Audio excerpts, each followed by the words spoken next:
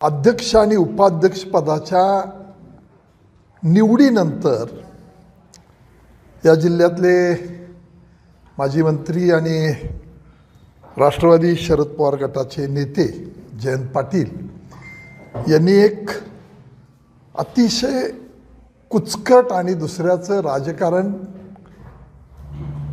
अडचणीत यावं या उद्देशातून त्यांनी एक माझ्यावर स्टेटमेंट केलं. मी जयंत पाटलांना हेच सांगू इच्छितो, तुमचा काळा इतिहास मला काढायला भाग पाडू नका. तुम्ही भाजपमध्ये येण्यासाठी किती वर्ष प्रयत्न करताय आणि किती वेळा उंबरे झिजवलेत याचा साक्षीदार म्हणून सुद्धा संजय पाटील आहे.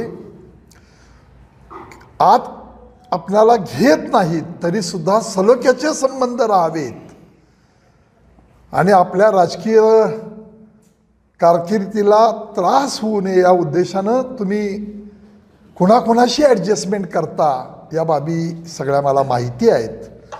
स्वतःच्या मतदारसंघापासून गावातले दोन्ही गट आपणच सांभाळायचे, एकमेकाला झुजवायचं आणि कार्यकर्त्यांचं खच्चीकरण करायचं.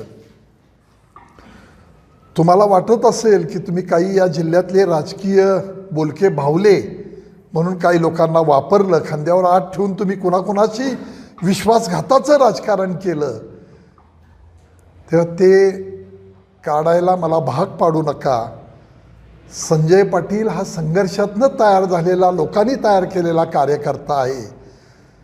लोकसभेला पराभव झाला, विधानसभेला पराभव झाला, त्याला कारणं अनेक आहेत. पण कुणाच्या दारामध्ये जाऊन माझं राजकीय पुनर्वसन करा म्हणणारा हा संजय पाटील नाही.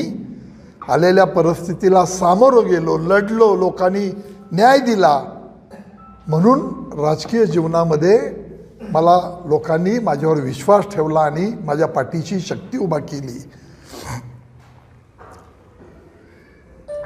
राजकारणामध्ये पहिल्यापासून मी सांगत होतो की जिल्हा परिषदची इलेक्शन झाल्यानंतर अजितदादांची दुर्दैवी दरम्यान, जिल्हा परिषद इलेक्शनच्या दरम्यान अजितदादांचा दुर्दैवी विमान अपघातात मृत्यू झाला. त्यानंतर निकाल लागले आणि मग अशा पद्धतीनं मी मागणी केली की आमच्या नेत्यांना एक आदरांजली ठरेल